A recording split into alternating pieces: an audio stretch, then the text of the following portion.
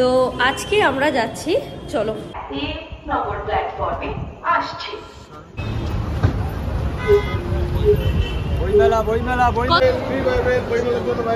নমস্কার বন্ধুরা, আমি আপনাদের পৌলমী আর একটা নতুন ব্লগ নিয়ে চলে। তো আজকে আমরা যাচ্ছি, চলো সেদিন যে ইলিশ মাছগুলো দেখে আসলাম সেগুলো কিনতে। তো চলো দেখা যাক আজকে ইলিশ মাছ পাই কিনা। তার কারণ এরকম হয় যে বাজারে যেদিন যেটা ভাবি যে পাবো বলে কিনবো বলে সেটাই পাওয়া যায় না। তো চলো লেটস গো। তো যাই হোক, বাজার তো পৌঁছে গেলাম, এবার দেখার পালা ছিল ইলিশ মাছটা পাই কিনা। তো আমাদের এই বাজারটা তোমরা আমার ভ্লগে অবশ্যই এর আগে অনেকবার দেখেছো। তো চলো, তো লাকিলি অনেকগুলো ইলিশ মাছের দোকান দেখার পর এক জায়গায় ইলিশ মাছ পেয়েই গেলাম। আমি অবশ্য ইলিশ মাছ খুব একটা চিনতে পারি না, তবুও বাবার সাথে যে কবার বাজারে গিয়েছিলাম একটু চেনার চেষ্টা করতাম। তো সেই চেনার চেষ্টার থেকেই এখানে এই ইলিশ মাছটা নিয়ে নিলাম।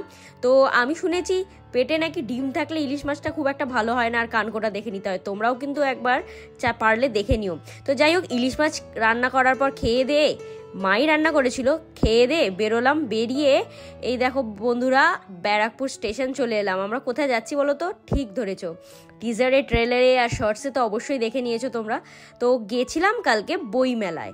তো এই উল্টোডাঙ্গা স্টেশন হয়ে, মানে ওই ব্যারাকপুর থেকে ট্রেন ধরে তারপর উল্টোডাঙ্গা স্টেশন এলাম, তারপর উল্টোডাঙ্গা স্টেশন থেকে অটো ধরে চলে গেলাম বইমেলা। তো এখানে অটো ধরতে গেলে তোমরা একটু সাবধানেই ধরো, তার কারণ বাস ভাড়া এখান থেকে 15 টাকা, আর অটোওয়ালাগুলো ভেতর থেকে 25 টাকা, আবার কেউ 20 টাকা, এরকম যে যার ইচ্ছা নিয়ে নেয়। কত বইমেলা? কত? 25 টাকা। 20 টাকা করে তো কাকা। তোমরা দেখেই নিলে এই কাকা তো যাবে না 25 টাকার কমে। তো 20 টাকার অটো পাওয়া যায় কিনা চলো দেখা যাক।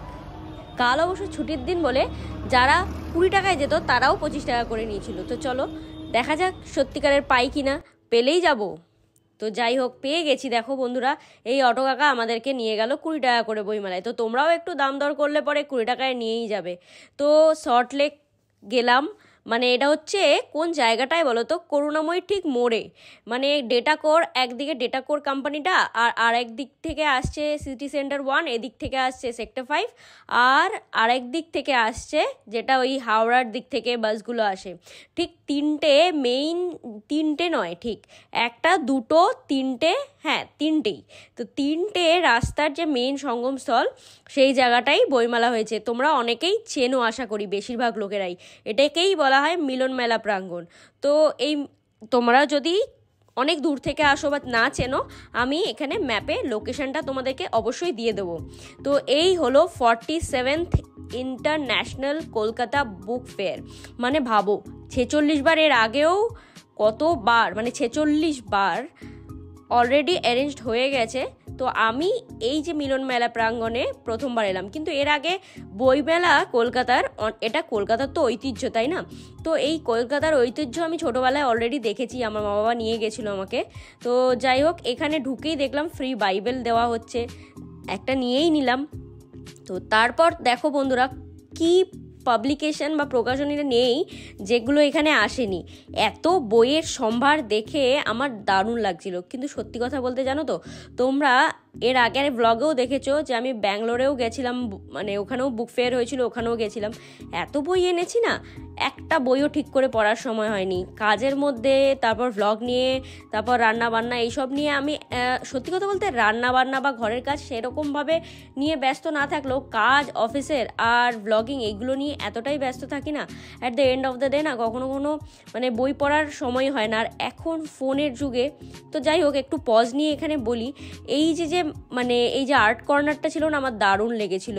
দেখো বন্ধুরা, দারুণ না সত্যি? মানে এইরকম একটা কর্নার দিয়ে, মানে এইরকম জিনিসপত্র দিয়ে যদি বাড়ির কোনো একটা কর্নার সাজানো হয়, আর তার সাথে থাকবে কয়েকটা তারানাথ তান্ত্রিক, তারপর ফেলুদা, ব্যোমকেশের, আর এক সাইডে থাকবে হ্যারি পটারের বই, আর তার সাথে থাকবে একটা বিন ব্যাগ, একটা চায়ের বা কফির কাপ।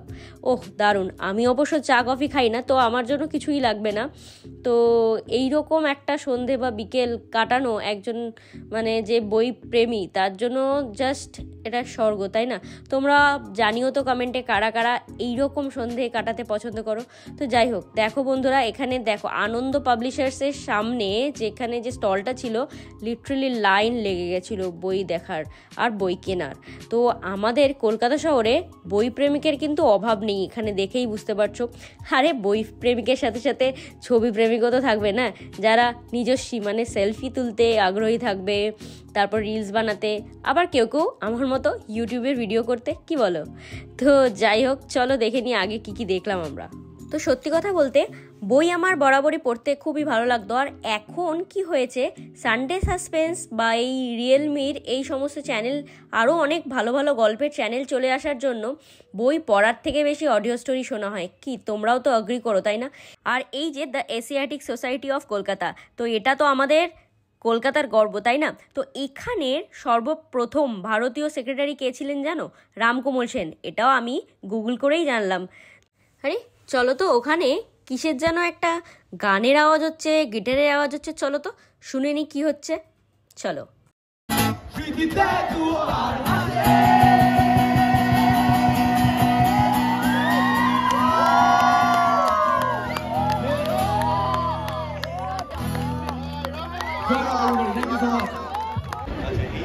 আরেকটা প্রশ্ন, ঠিক আছে, ইনস্ট্যান্ট প্রশ্ন, সরলতা বললো একটু, এই যে কাট আউটটা রয়েছে দেখছেন, এই কাট আউটটা কার বলতে হবে?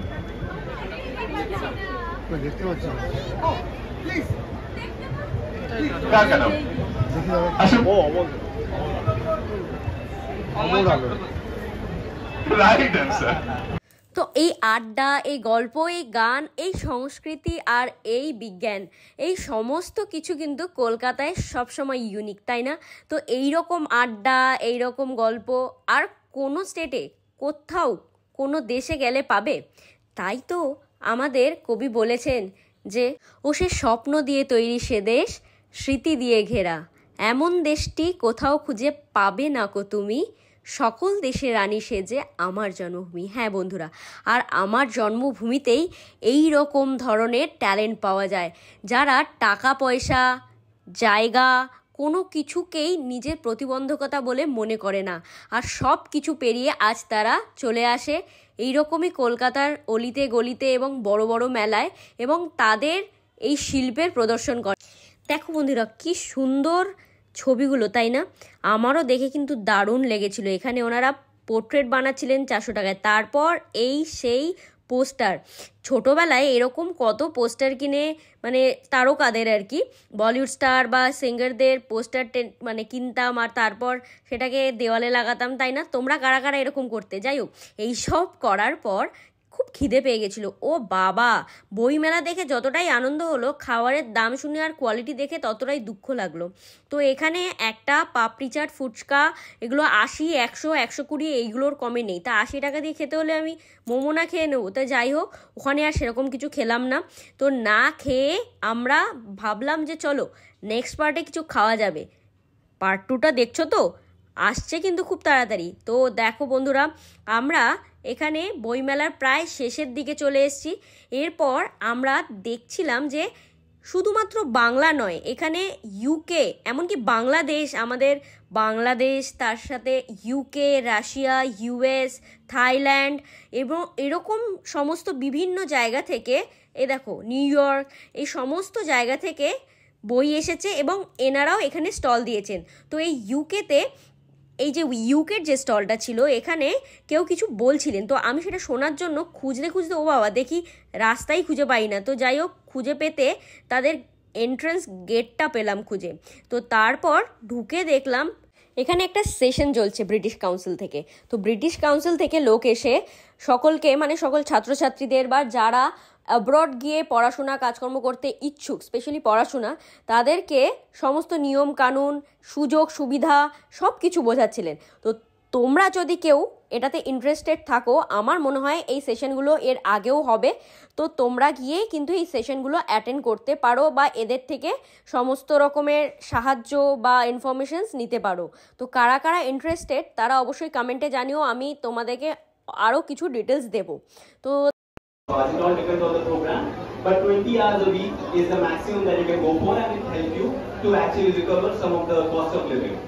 তো দেখা হচ্ছে নেক্সট ব্লগে। Till then tata, take care, bye bye. আর পার্ট 2টা কিন্তু খুব তাড়াতাড়ি আসছে, তোমরা এই ভিডিওটায় যদি 50টা লাইক দিতে পারো তাহলে একটা সারপ্রাইজ আছে।